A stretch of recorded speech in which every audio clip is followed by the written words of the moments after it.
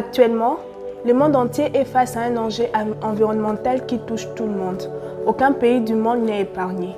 Tous sommes concernés. Le réchauffement climatique est dû à la mégestion des déchets, au non-respect de règles établies par nos gouvernements, à la surexploitation de nos réserves forestières, aquatiques et à la mauvaise gestion de nos réserves naturelles renouvelables. Bonjour, je suis Munduku Chituka, présentatrice de l'émission Denatura pour un environnement sain. Aujourd'hui, nous aurons l'honneur sur notre plateau de recevoir Bélise Munduku, enfant reporter de la ville de Kisangani, qui va essayer de nous parler sur le réchauffement climatique. Bonjour Madame Bélise. Bonjour. Vous allez bien, j'espère? Je vais très bien, merci. Alors, vous êtes Bélise Munduku, élève au lycée Anouarit, enfant reporter de Kisangani. Et vous avez récemment suivi une formation sur les enjeux climatiques. Est-ce que vous pouvez essayer de nous parler en quelques mots de ce que vous avez récité le long de toute cette formation? Merci. Comme vous venez de le dire, je suis Bélise Munduku Ibulampo, enfant reporter de la ville de Kisangani, élève au lycée Anouarit. Dernièrement, j'ai reçu une formation parlant sur le réchauffement climatique ainsi que son impact sur la vie des enfants. C'est pour ça que je m'en vais définir le réchauffement climatique.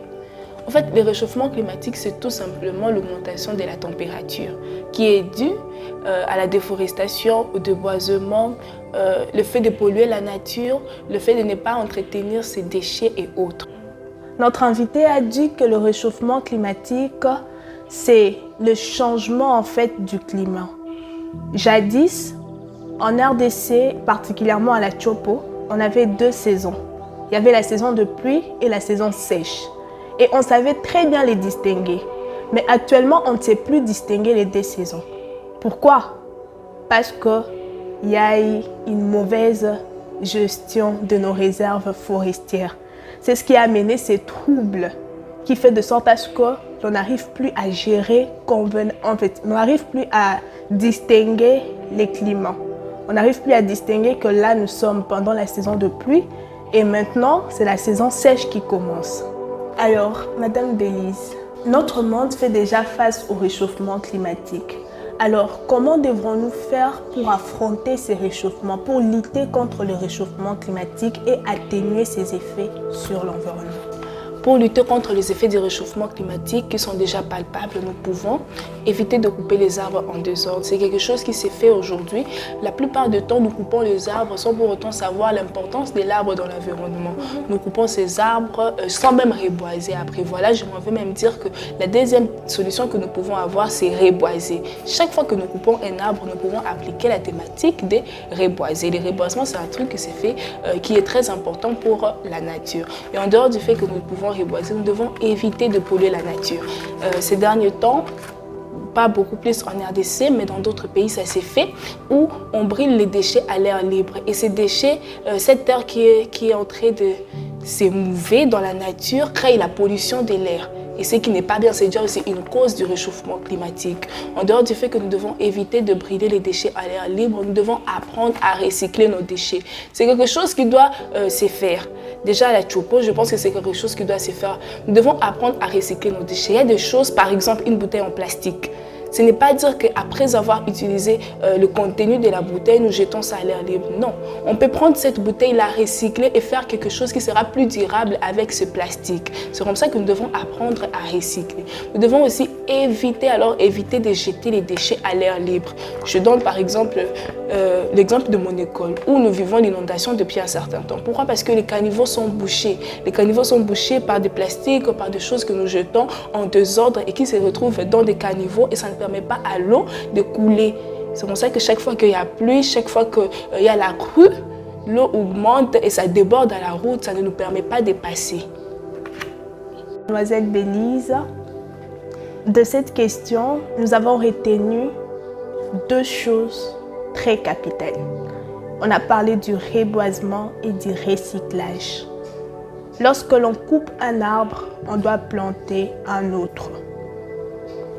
Et aussi, lorsque nous avons nos déchets, on doit apprendre à les recycler afin de gérer l'environnement comme il se doit. Madame Bélise, après que vous ayez reçu cette formation, qu'est-ce que vous, étant qu'enfant reporter, dotés de cette connaissance que beaucoup n'ont pas jusqu'à ce jour. Qu'est-ce que vous faites de cette formation concrètement? Partant de cette formation que nous avons reçue sur les enjeux climatiques, premièrement, nous menons des plaidoyers auprès des autorités. Nous partons leur montrer que nous, enfants, sommes les plus victimes dans cette histoire. Demain ou après-demain, ils pourront partir et nous allons rester. Si aujourd'hui, les effets du réchauffement climatique sont déjà palpables comme ça, et après des années, quand eux ne seront plus là, nous qui allons rester, qu'est-ce qui va se passer? Nous partons chez les autorités pour leur faire montrer ça, afin qu'ils prennent des compromis concernant les effets du réchauffement climatique. Comment sensibiliser la population pour éviter de polluer la nature à travers certains gestes. Et en dehors du fait que nous sommes en train de mener des plaidoyers auprès des autorités, nous écrivons aussi des articles. C'est sous forme de plaidoyer, mais ces articles sont lus un peu partout parce que nos plaidoyers que nous menons auprès des autorités, à un niveau, ça peut se limiter ici. Mais les articles, c'est partout dans le monde où les gens peuvent lire ça. On peut retrouver ces articles sur notre site Ponabana, c'est là qu'on publie nos articles. Et dans ces articles, on montre la vulnérabilité des enfants par rapport au réchauffement climatique.